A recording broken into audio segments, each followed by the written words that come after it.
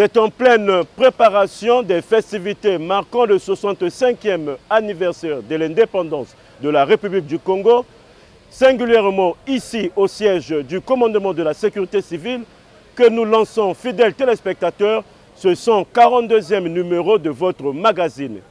Au sommaire, des sujets d'actualité, de formation et des nouvelles de l'étranger. Mesdames et messieurs, une fois de plus, bonjour et bienvenue.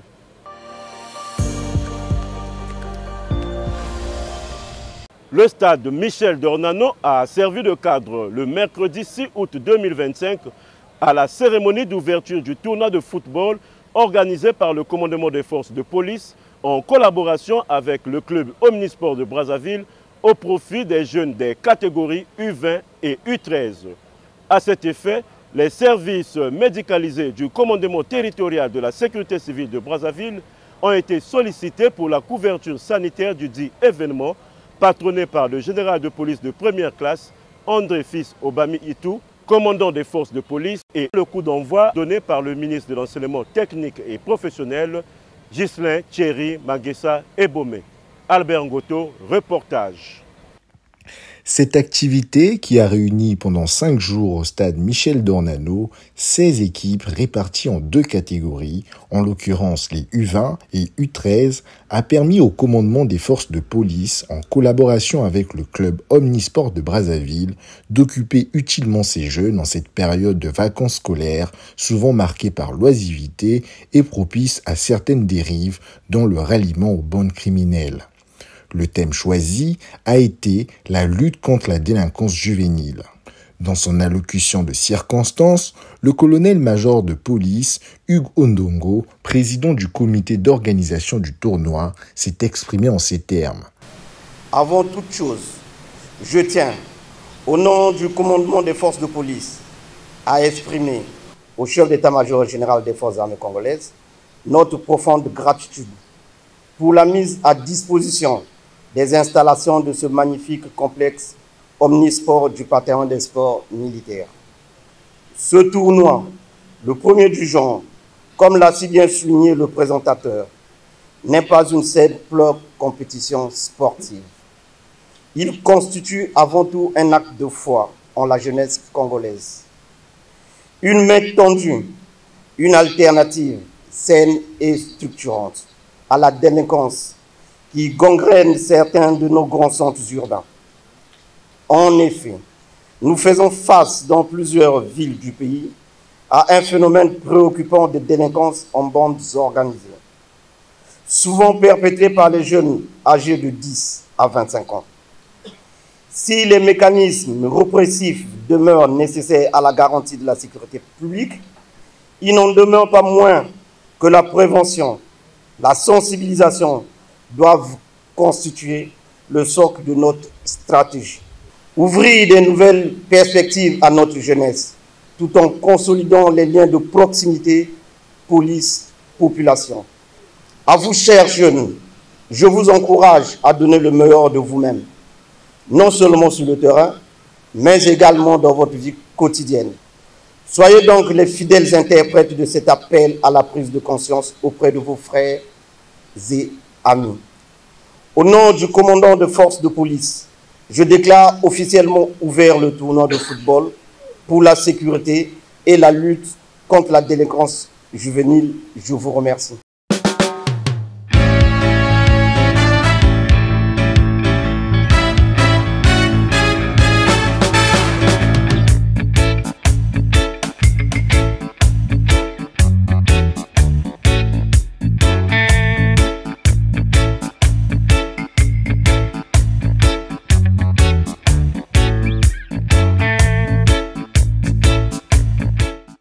Prélude à la cérémonie d'ouverture, les services du commandement de la sécurité civile, sur demande des organisateurs du tournoi, ont procédé à l'humidification à grande eau du terrain de la compétition, tandis que les secours médicalisés ont assuré la couverture sanitaire du tournoi au travers d'une équipe médicale composée de médecins, infirmiers et secouristes.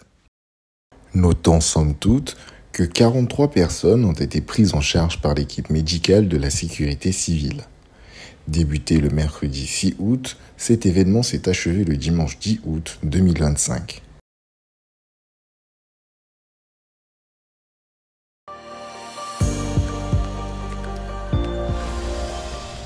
Les services médicalisés du commandement territorial de la sécurité civile de Brazzaville ont procédé le vendredi 1er août 2025 à leur siège aux visites médicales des personnes vivant avec handicap, prélude à leur activité sportive et également à la couverture sanitaire le dimanche 3 août 2025 de la dite activité, en l'occurrence la course des tricycles moteurs dans le cadre de la commémoration des 38 ans d'existence de l'Union nationale des associations des personnes handicapées du Congo, en sigle UNACO. Ces activités se sont déroulées sous la supervision de M. Jean de Dieu Goma, président de l'UNACO. Georges-Lin Massomba, reportage. En marge de la célébration le 31 juillet 2025 des 38 ans d'existence de l'Union nationale des associations des personnes handicapées du Congo, en sigle UNACO, sur fond de réflexions et d'échanges interactifs pour projeter l'avenir des personnes vivant avec handicap dans notre pays, plusieurs activités ont été organisées, parmi lesquelles une course de tricycle et un marathon qui a réuni le dimanche 3 août 2025 trois catégories de personnes vivant avec handicap, à savoir les moteurs, les déficients auditifs ainsi que les personnes atteintes d'albinisme. C'est ainsi que pour mieux les préparer à une bonne prestation sans impact négatif, lors de cette activité sportive intense, des visites médicales ont été organisées au siège du commandement de la sécurité civile le vendredi 1er août 2025 à la demande des organisateurs. Reçus tour à tour en consultation par l'équipe médicale du commandement territorial de la sécurité civile de Brazzaville, ces visites, prélude à l'événement sportif, et qui incluait un interrogatoire médical vasculaire susceptible d'être aggravé par l'effort physique, ont été une étape cruciale pour prévenir les accidents, garantir la sécurité et les performances des athlètes. Il était question de dépister d'éventuels problèmes de santé, d'évaluer la condition physique et d'identifier les risques liés à la pratique sportive, assurant ainsi une participation sûre et optimale à la compétition.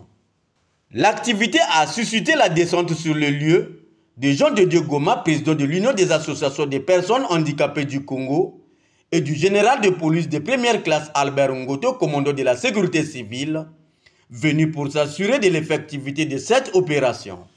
Comme nous avons une course de Mungali jusqu'au plateau de 15 ans, c'est pourquoi on est venu faire les visites chez les sapeurs-pompiers. Je suis ravi. Je ne pensais pas qu'on devait nous recevoir comme ça. Les personnes démunies comme nous, bien reçues, vraiment je suis ravi. Quant à la course, organisée le dimanche 3 août 2025, le coup d'envoi a été donné par Madame Okemba Nebakoukas Ndela, administrateur maire de Potopoto.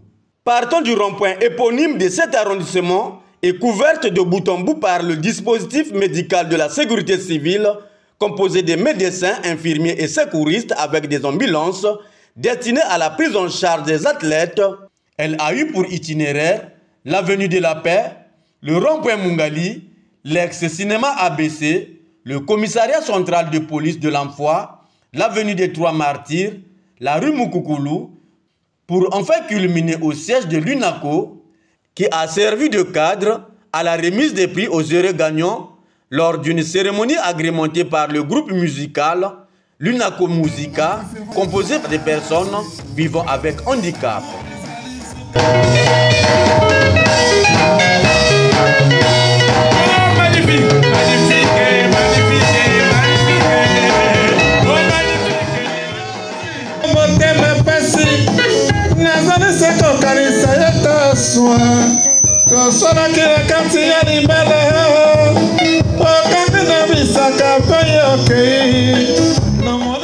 C'était un marathon très intense. C'est ma première fois de participer à un tel événement. Je trouvais que c'était vraiment formidable. On a été chez les sapeurs-pompiers vers CHU. On a suivi des tests et le docteur a certifié que j'étais apte à participer à ce marathon. En tout cas, je leur remercie pour cette assistance. C'est une vraie preuve d'amitié qu'ils ont envers nous, handicapés. Et je voudrais également en profiter pour remercier les organisateurs de cet événement. Le président de l'UNACO, M. Jean de Dieu Goma, n'a pas manqué de livrer ses impressions. Cette organisation a été impulsée par la volonté du président de la République pour permettre aux personnes handicapées d'être ensemble pour mieux défendre leur cause. Je suis personnellement très ému par rapport à toutes les contributions que nous avons reçues. La contribution du commandement de la sécurité civile a mis à notre disposition les services des pompiers, ses collaborateurs et même son véhicule le jour où nous avons organisé la course. Nous avons aussi reçu la contribution du commandant territorial de la police de Brazzaville, qui lui aussi a mis à notre disposition les motaristes, si vous permettez cette expression, ceux-là qui nous ont aidés à baliser pratiquement le trajet que les jeunes empruntaient. Nous avons aussi été aidés par le préfet de la ville de Brazzaville. Il nous a facilité les tâches. En dehors de ceux-là, il y a aussi les partenaires. Au total, 68 personnes ont été consultées lors des visites médicales et 5 prises en charge tout au long de la course par la sécurité civile.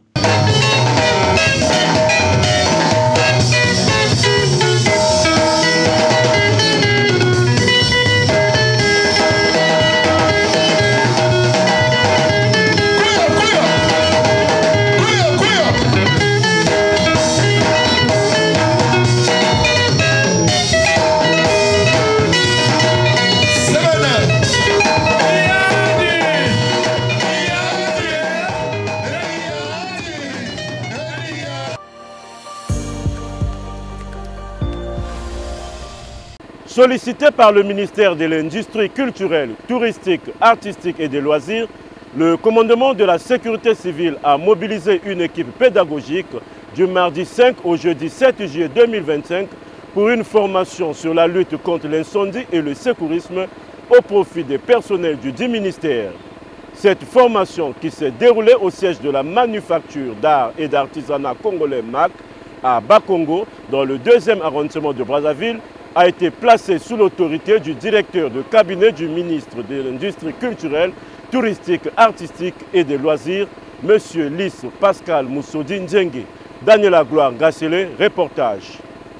C'est dans le but de veiller à la sécurité des espaces culturels et structures publiques, à l'instar des établissements placés sous tutelle de la Direction générale des arts et des lettres, à savoir le Centre culturel Sonila Boutonsi, l'école de peinture de Poto-Poto, la manufacture d'art et d'artisanat congolais, le centre de formation et de recherche en art dramatique, le musée national, la bibliothèque nationale, que le ministère en charge de l'industrie culturelle a contacté le commandement de la sécurité civile pour mettre en place cette formation en prévention, lutte contre incendie et secourisme. Conduite par les formateurs de la sécurité civile, cette formation, qui s'est déroulée en 3 jours, a été officiellement lancée par M. Lys Pascal Moussoudi Nzengue, directeur du cabinet du ministre de l'Industrie culturelle, touristique, artistique et des loisirs. Chers collaborateurs censés subir cette formation, dans la vie actuelle, le plus important, c'est la plus-value. Quelque chose qui vous distingue des autres. Quelque chose qui fait à ce que, au-delà de vos formations basiques et respectives, vous puissiez avoir quelque chose qui puisse vous distinguer des autres. On a toujours dit que l'on apprend du berceau à la tombe.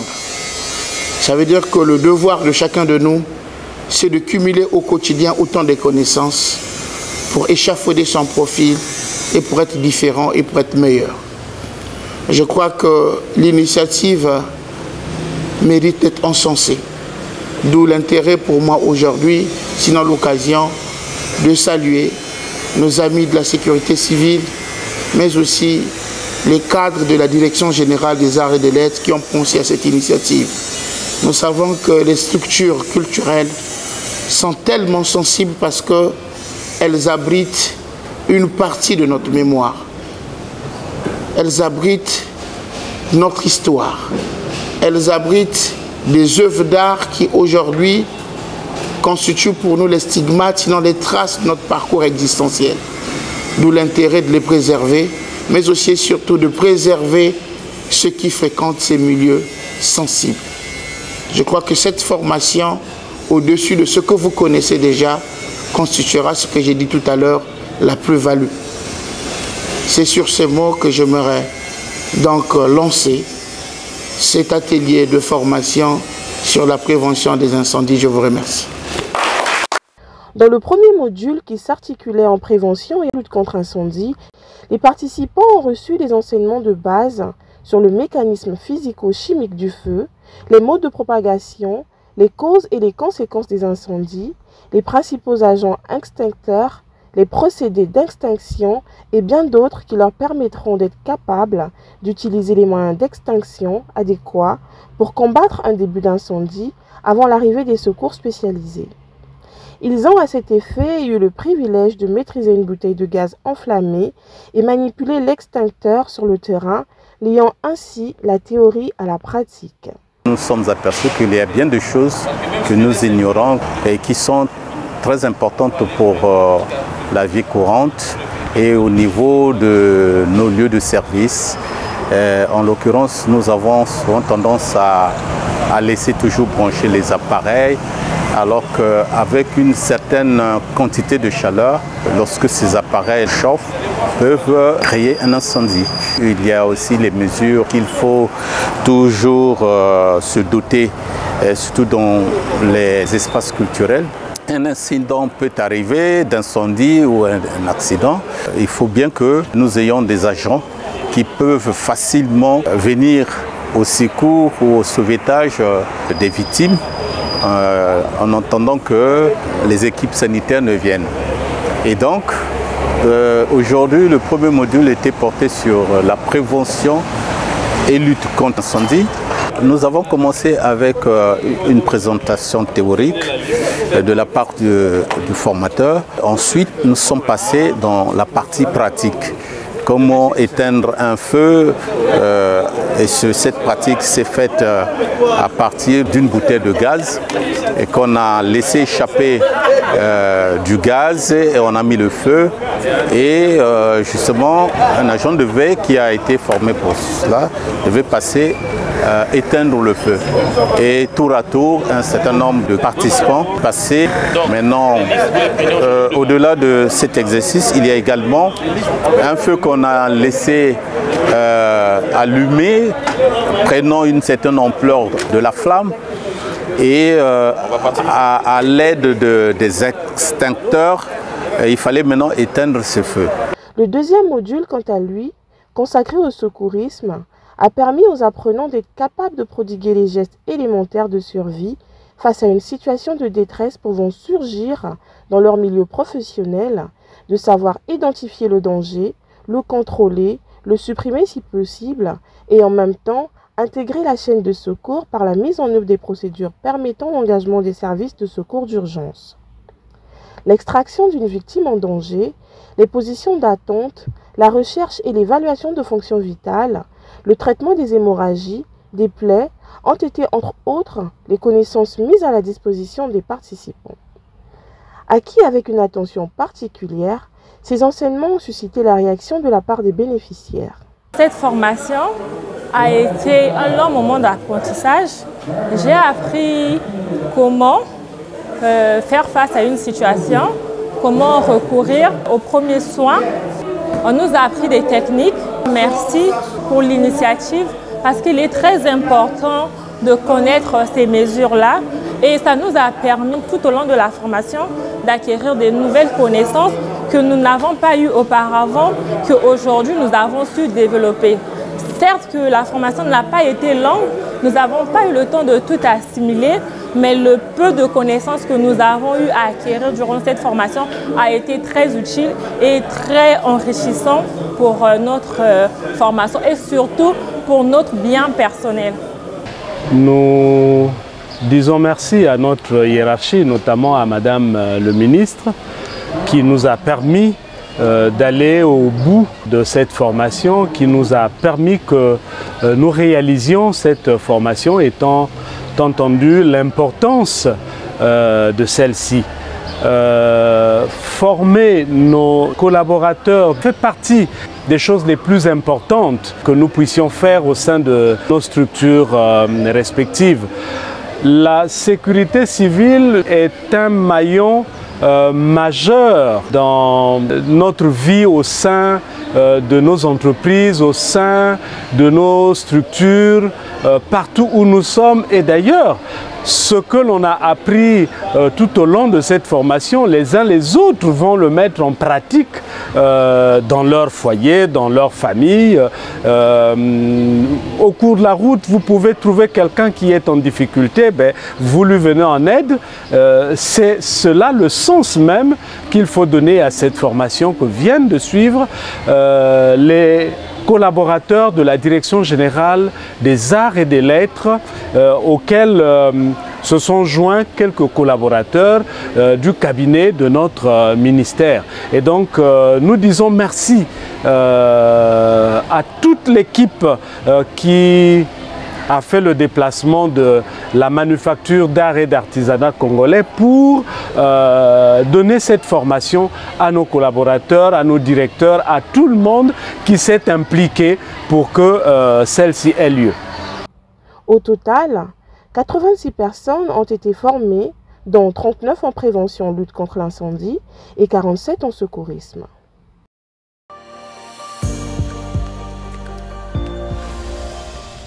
En cas d'arrêt cardiaque, chaque seconde compte et la vie d'une personne est en jeu. Connaître les actions et gestes de secours élémentaires pouvant être entrepris dans l'attente des secours spécialisés peut non seulement stabiliser la victime, mais aussi éviter d'aggraver la situation.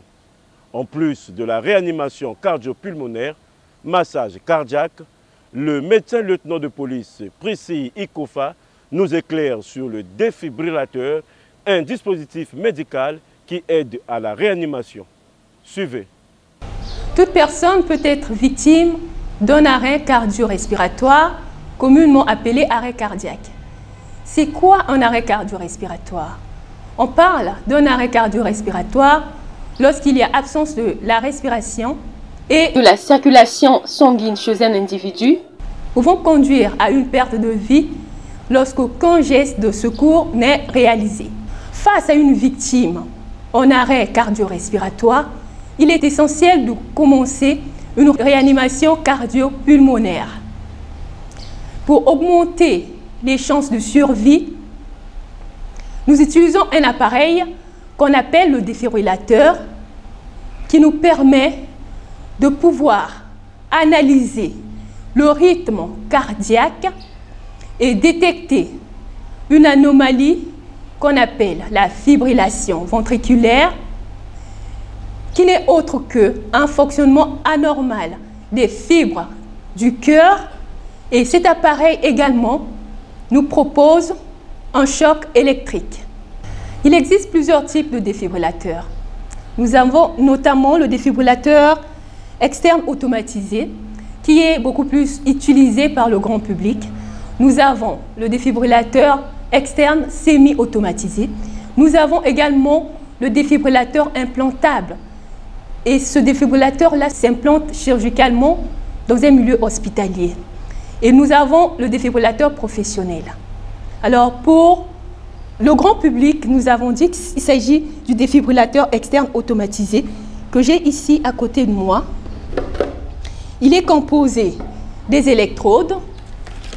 Nous avons 2 électrodes ici et d'un accumulateur d'énergie.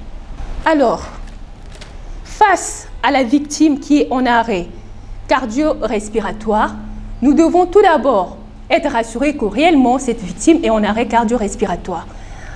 La première des choses à faire, c'est d'assurer la sécurité de la victime sans oublier la nôtre.